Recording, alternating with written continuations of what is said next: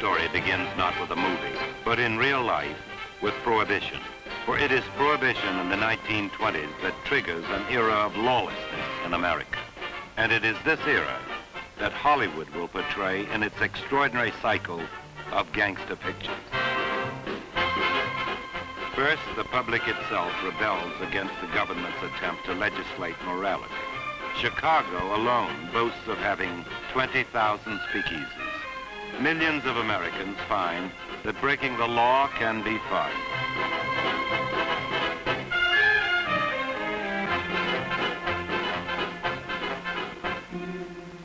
The law, however, now finds itself fighting not only bootleggers, but those who have come in their wake, gamblers, racketeers, and hired killers. The gangster soon becomes a national menace, and the public finds him a mysterious and dramatic figure.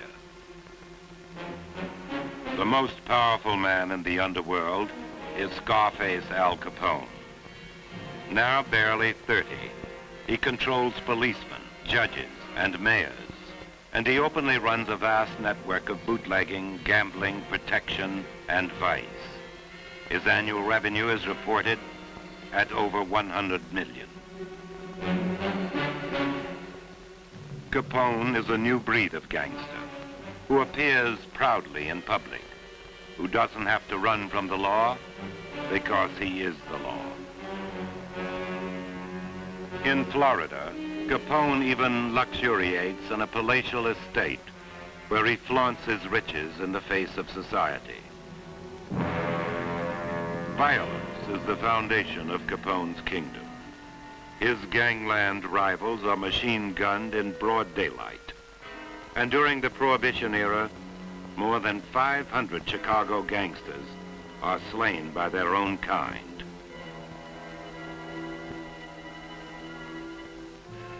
In the big cities, the gangster funeral becomes a major social event. The mourners frequently include city officials and congressmen. And the funeral of racketeer Dino Banyan is attended even by the men suspected of killing him. Among them, Al Capone.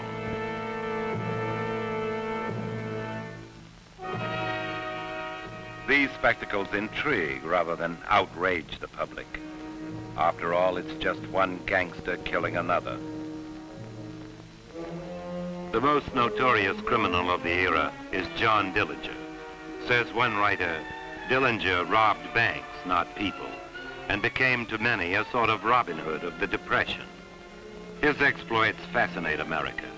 He escapes from jails and machine guns his way out of FBI traps. And the public conveniently overlooks the fact that Dillinger is involved in the killing of some 20 people. Dillinger himself revels in his reputation as an American folk hero. Hollywood soon decides to cash in on the public's fascination with Public Enemies.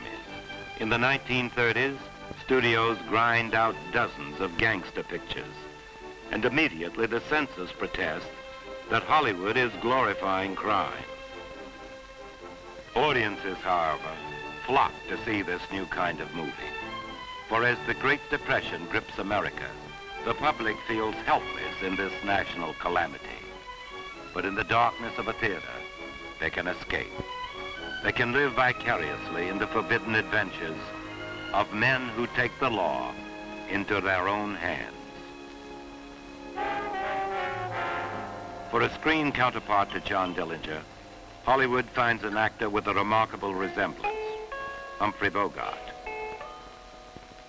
Al Capone is probably flattered when he sees the menacing portrayals by his counterpart, Edward G. Robinson. Capone's arch rival in the underworld, Dino Banyan, finds his likeness in James Cagney. And then there are others. John Garfield, the rebellious child of the Depression. Spencer Tracy, the flamboyant big city racketeer. George Raft, the cold-eyed trigger man. Paul Muni, who is a sensation as Scarface.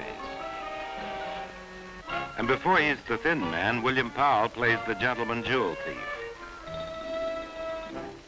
Hollywood bases its crime films on stories fresh from the morning headlines. And eager audiences now feel that they're getting the lowdown on life in the underworld.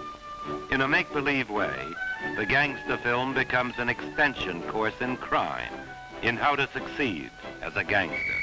And the public's first lesson is that to be a gangster, you first have to think like one.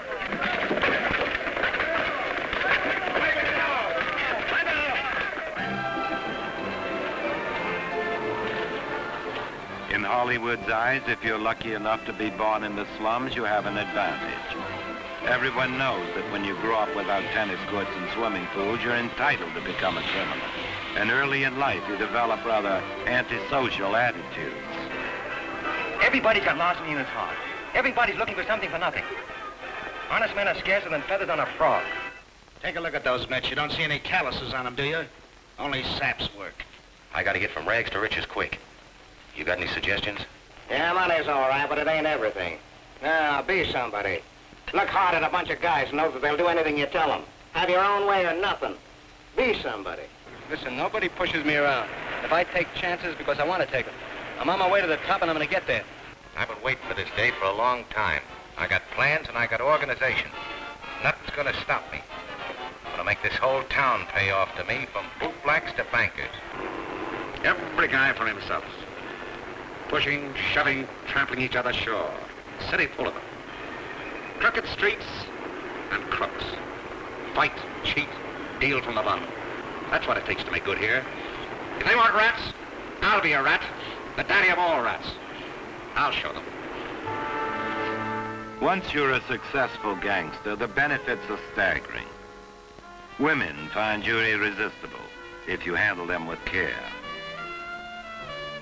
I knew you couldn't hold out forever. You need a girl like me. Sure, you got what it takes to get him, baby. Move over. I want to give you a break. You'll never forget this as long as you live.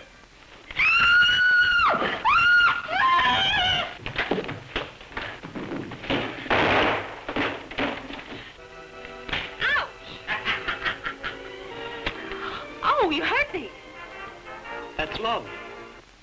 Ow! That's love. Darling, you're so considerate. Why, you... You're the sweetest guy in the world. I think you're fascinating.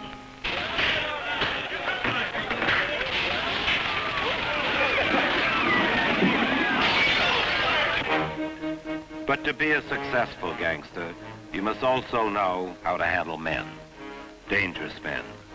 Cunning men.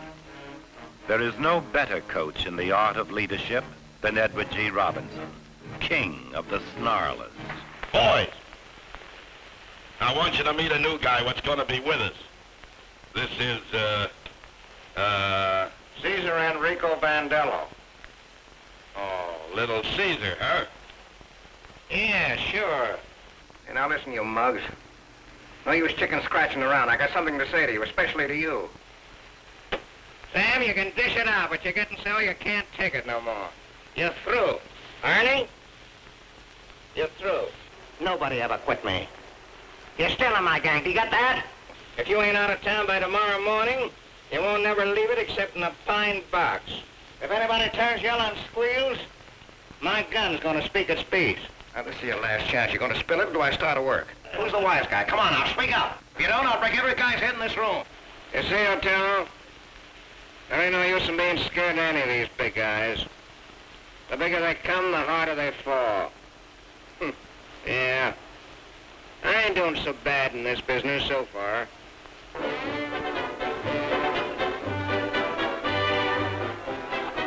In the underworld, talk must be backed up with action. And if you're the boss, you have to prove it with a variety of techniques that have taken long years of diligent study. Since the big-time gangster is by nature a sensitive man, he prefers to start off gently. I don't expect to get a sucker like you every night. Don't you ever say that to me again, do you hear? Never.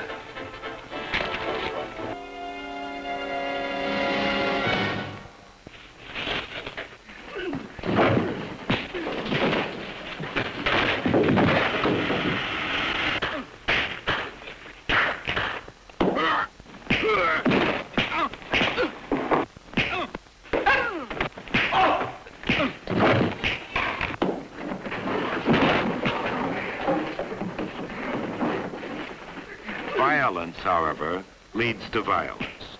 That is part of the fun in being a gangster. And what will eventually separate the men from the boys are not fists, but gunplay.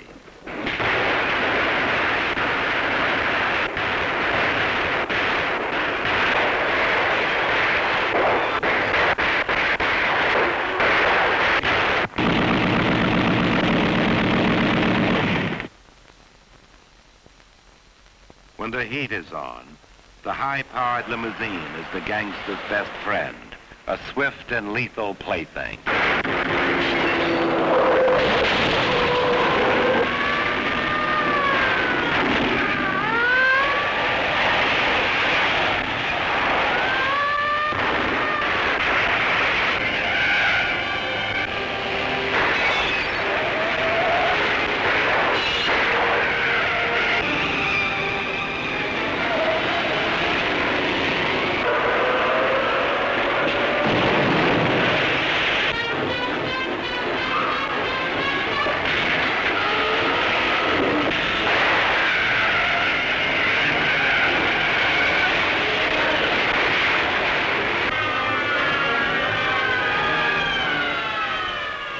You really haven't succeeded as a gangster until you make headlines as a public enemy. And the surest way to do this is personally to take on a major city's entire police force.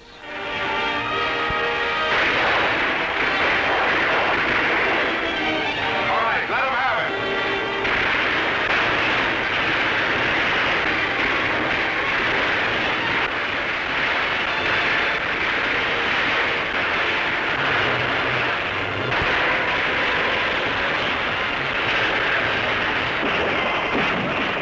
In the St. Valentine's Day massacre during the reign of Al Capone, 7 men were slaughtered. But you will have to do better than that to meet Hollywood standards for success as a gangster.